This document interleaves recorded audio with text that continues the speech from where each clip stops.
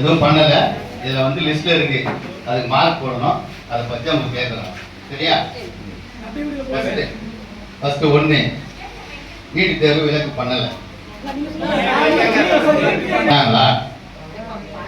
சொன்னாங்கப்பா, ஆனா பண்ணவே இல்லப்பா.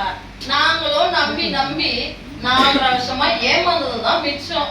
சரி, அடுத்து வர ஆட்சி எடப்பாடியார் ஆட்சியிலாவது நடக்குமா அப்படின்ற ஒரு எதிர்பார்ப்புல நாங்க காத்துட்டு இருக்கோம்.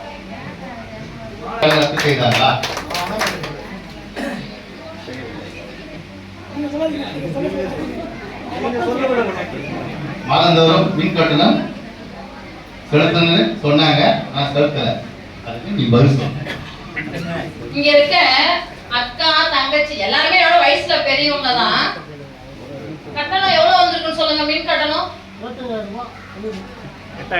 இல்ல, எடப்பாடியாரோட ஆட்சியில இருந்து இப்ப சமீபமா வந்து திமுகவுடைய ஆட்சியில கிட்டத்தட்ட ஒரு 10 மடங்குக்கு மேலதான் வந்து அதிகமாயிருக்கு. 1000 ரூபாய் கட்டிருப்பீங்களா? 1000 ரூபாய் கட்டின நீங்க இப்ப எவ்வளவு கட்டிட்டு இருக்கீங்க? தோராயமா சொல்லுங்க. ஓகே, தோராயமா எவ்வளவு கட்டுறீங்க? 4000 ரூபாய் கட்டுறாங்களா? பாருங்க, அந்த அக்கா சொல்றாங்க 1000 ரூபாய் கட்டிட்டு இருந்தவங்க 4000 ரூபாய் கட்டுறாங்க. அப்படின்னும் போது என்னாச்சு? திமுகவுடைய ஆட்சியில வந்து எல்லாமே மின் கட்டணத்துல இருந்து எல்லாமே விலைவாசி ஏறி போச்சு. வெறும் 1000 ரூபாய் கொடுத்தா போதுமா? ஒண்ணுமே வேணாங்க. காலையில எடுத்துக்கோங்க, பால் வாங்கறத ஆரம்பிச்சு மறுபடியும் நம்ம நைட்டு சாப்பிட்டு குடிக்கிற அந்த பால்ல இருந்து எவ்வளவு விலை ஏறி இருக்கு. கொஞ்சம் ஒரே ஒரு நிமிஷம் உட்கார்ந்து யோசிக்க பார்ப்போம்.